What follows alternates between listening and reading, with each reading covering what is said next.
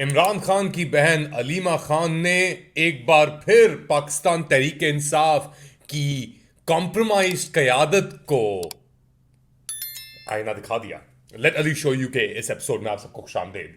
Do like, subscribe and share this content. बात शुरू करते हैं मीडिया टॉक। अलीमा खान जो बहन है इमरान खान की, उनकी और बहुत बड़े इंकशाफात। पहले तो डी चौक को शोहदा चौरंगी, जो इस्लामाबाद सानेहा, जिसको हम इस्लामाबाद मैसेकर कहते हैं और जिसके हवाले से हुकूमत वक्त के मौक़िफ़ तब्दील पे तब्दील होते जा रहे हैं। दूसरी जानिब पाकिस्तान तहरीक इंसाफ की जो कॉम्प्रोमाइज़ क़यादत है, जिसके ऊपर हम कुछ अरसे से बात कर रहे हैं, रोशनी डाल रहे हैं, उसके ऊपर एक और प्रेशर पॉइंट आके गिर गया है।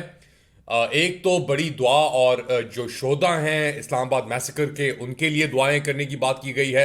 मगर पहले सुने अलीमा खान कह क्या रही हैं अपने भाई से मुलाकात के बाद, के उनका क्या मौक़िफ़ है और इस्लामाबाद सानेहा या इस्लामाबाद मैसेकर एक टर्निंग पॉइंट क्यों है इस पूरी मुहिम के लिए, और जो आगे की कार्रवाई है या होने जा रही है उसके लिए।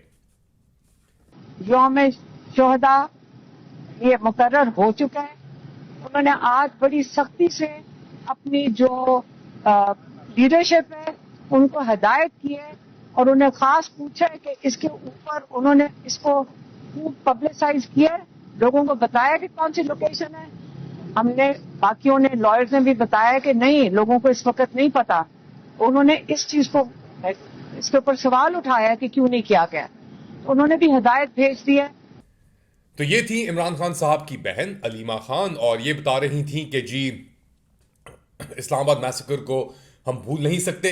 15 दिसंबर को शोधाओं का दिन बनाया जाएगा जो इस्लामाबाद सानहे के अंदर मारे गए। इसके साथ साथ ये जो एक बेसिकली एक कंफ्यूजन सी थी, सिविल नाफरमानी की बात हो रही थी। मोहसिन नकवी और शहबाज शरीफ के खिलाफ केसेस रजिस्ट्रेशन की बात हो रही थी।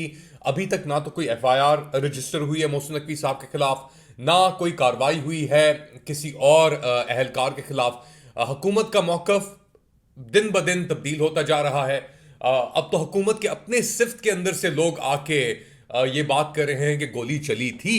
अच्छा, अब मगर कहने गोली हमने हवाई फायरिंग हुई थी या लोगों के ऊपर हुई थी, ये चीज़ छुप नहीं सकती। अब आप जितना भी इसके ऊपर प्रेशर डाल लें, मगर एक फॉरवर्ड विंग ज़रूर मौजूद है पाकिस्तान तहरीक इंसाफ के अंदर, जो चाह रहा है मुज़ाकरात हों, जो चाह रहा है कि बातचीत आगे बढ़े। और ये कमेटी तश्कील दी जा रही है, मेरे ख्याल से सब टोपी ड्रामा है। इसका इसका कोई एंड रिजल्ट नहीं है, क्योंकि जो जुर्म पाकिस्तान मुस्लिम लीग, नवाज, आसिम मुनीर और पीपल्स पार्टी कर बैठे हैं, जितने जराइम वो कर बैठे हैं, इसके बाद कोई गुंजाइश नहीं बची बैक ट्रैक करने की या सिचुएशन को संभालने की।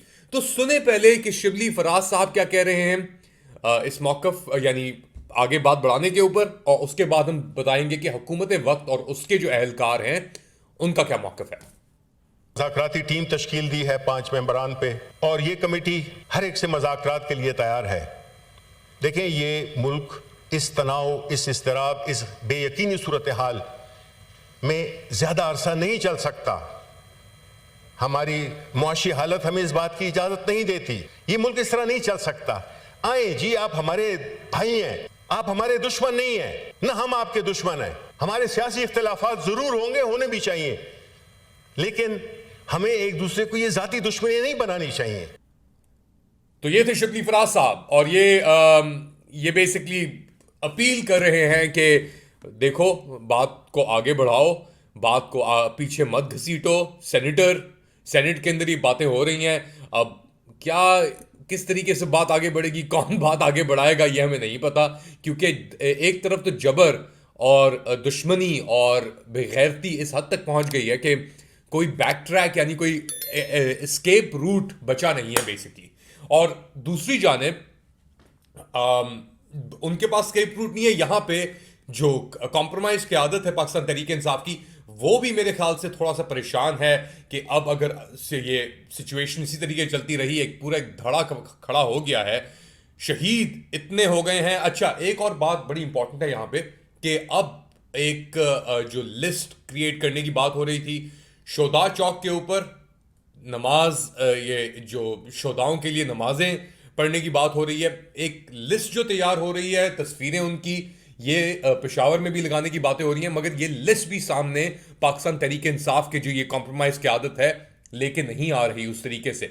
Eight the same time independent जराए और इंडिपेंडेंट जो लोग हैं बेसिकली जो पाकिस्तान तहरीक इंसाफ के साथ डायरेक्टली मुंसलिक नहीं है, उन्होंने लिस्टें तैयार की हुई हैं, उनके पास लिस्ट मौजूद है और उसके तहत अभी भी 150 के करीब कारकुन जो हैं वो मिसिंग हैं। तो अब मौकफ क्या अब दिया जा रहा है पाकिस्तान तहरीक इंसाफ एटलीस्ट इमरान खान साहब की तरफ से कि जो मिसिंग पर्सन्स हैं इनके नाम और इनकी तस्वीरें अब आम की जाएं, पब्लिक में लेके आई जाएं और मुतालबा किया जाए इन लोगों की बाजियाबी का या वेयर अबाउट्स का, जो लोग मौजूद थे बेसिकली इस पूरी कार्रवाई के अंदर। ये तो एक तरफ हो रही है बात कि पाकिस्तान तहरीक इंसाफ और ये जो इस्लामाबाद सानिहा है इसको लेकर क्या कार्रवाइयां हुई और क्या होने जा रहा है। दूसरी जानिब जो निज़ाम है वो तो बेसिकली कहीं ना इधर का खड़ा है ना उधर का खड़ा है।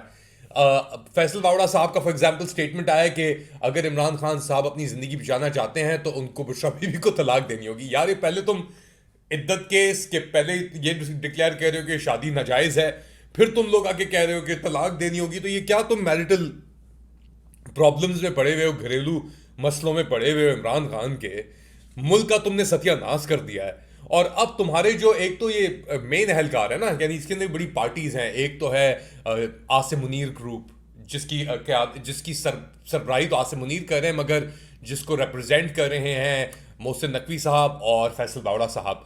दूसरी जानिब है PMLN ग्रुप, ये पीडीएम के अंदर भी दो हिस्से, एक उसकी अपना रिप्रेजेंटेशन कर रहे हैं अतुल्ला ताड़ड़, ख्वाजा आसिफ, मरियम नवाज शरीफ और शहबाज शरीफ। अच्छा, तीसरा ग्रुप जो है पाकिस्तान पीपल्स पार्टी का, वो फिलहाल गायब है आजकल। उसके भी अहलकार बहुत, यानी उनको भी अपनी मौका चाहिए, उन्हें भी वो चाह रहे हैं कि उनका नंबर भी आए। ये शहबाज शरीफ साहब का नंबर खत्म हो गया, उनके अपने इख्तलाफात हैं कि जी हमें पंजाब के अंदर PDM या PMLN जो है शहबाज शरीफ साहब की हुकूमत, मरीम नवाज शरीफ साहब की जो साहिबा की जो हुकूमत है वो उन्हें रैली करने नहीं दे रही, अपने पॉलिटिकल सेमिनार्स या मीटिंग्स करने नहीं दे रही। निकलो तो बाहर तुम लोग देखते हैं कौन तुम्हें इजाजत देता है कहीं भी। अगर ये टोला दे भी दे तो कोई फर्क नहीं पड़ता। अब नबील गबोल हमारे कराची के एक बड़े महानाज सियासतदान हैं, पाकिस्तान पीपल्स पार्टी से मुंसलिक हैं। खैर, जहां वो ओरिजिनल तो OG तो पाकिस्तान पीपल्स पार्टी के, मगर उनके ताल्लुकात और सियासी जमातों से भी रहे हैं। वो क्या कह रहे हैं इन मुज़ाकरात के बारे में, जो कमिटीज बन रही हैं या होने जा रहे हैं, या एक और टोपी ड्रामा दिया जा रहा है, तो उनका मौक़िफ़ भी सुन लेते हैं और फिर बात को आगे बढ़ाते हैं। हमें ये पता है कि मुज़ाकरात के लिए PTI जो है वो बहुत ज़्यादा मिन्नत समाजत कर रही है हुकूमत को, और PTI वाले जो है अब उनको जो पेंटी लगी है 24 और 25-26 नवंबर को, इन्होंने देख लिया कि बदमाशी के ज़ोर पर ये इस्लामाबाद पे कब्जा नहीं कर सकते हैं, इसलिए ये बात के चीत करने के लिए तैयार है। तो ये थे नबील गबोल साहब और ये बात कर रहे थे कि वो तो हमारी मिन्नतें पड़ रहे हैं कि भाई हमने दिखा दिया ना इन्हें, उनके मुंह तोड़ के लोग मार के उन्हें कि हम कितनी बड़ी ताकत है और हमसे मुकाबला नहीं किया जा सकता। यार कौन लोग हो तुम लोग भाई, बंदे तुमने मारे, गोलियां तुमने चलाई, गोलियां क्यों चलाई वो हमें पता है, मगर फिर भी हम सवाल पूछते हैं गोली क्यों चली या गोलियां क्यों चलाई। और वो जवाब देते देते तुम लोग कभी कहते हो गोली नहीं चली, फिर कहते हो नहीं गोली चली, फिर कहते हो नहीं गोली दूसरी तरफ से चली, फिर कहते हो नहीं हवाई फायरिंग हुई थी, गोली हवा में चली थी। हमें पता है भाई कि ये पूरा एक तशद्दुदी ऑपरेशन था। और एक और बात, जो ये हम 12 या 14 लोगों की ये बात जो PTI कर रही है ना, ये ऑपरेशन से पहले ये शहादतें हुई थी माइंड यू। और ऑपरेशन के बाद क्या हुआ उसका फिगर अभी तक किसी के पास नहीं है मौजूद, क्योंकि फिर वो clean up operation, body snatching, corpse snatching, इन सब चीजों में लग गए थे।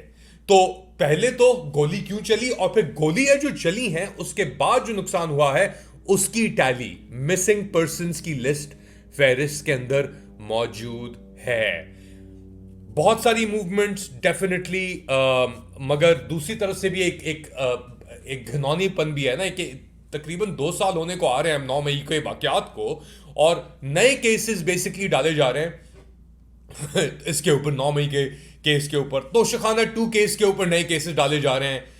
पता नहीं क्या क्या एक तमाशा बना दिया, यानी वो निज़ाम तो आपका बिल्कुल ही रद्द होके रह गया है। सुप्रीम कोर्ट के अंदर एक तरफ वो प्रैक्टिस एंड प्रोसीजर ऑर्डिनेंस के खिलाफ के तब्दीलियों के ऊपर जो केस थे उनको मुस्तरद कर रहे हैं, दूसरी तरफ वो आदिल बजाई साहब की जो इलेक्शन कमिश्नर पाकिस्तान ने या ऐसे ही मुस्तरद कर दिया था उनकी सीट को, तो उसको रिस्टोर कर रहे हैं।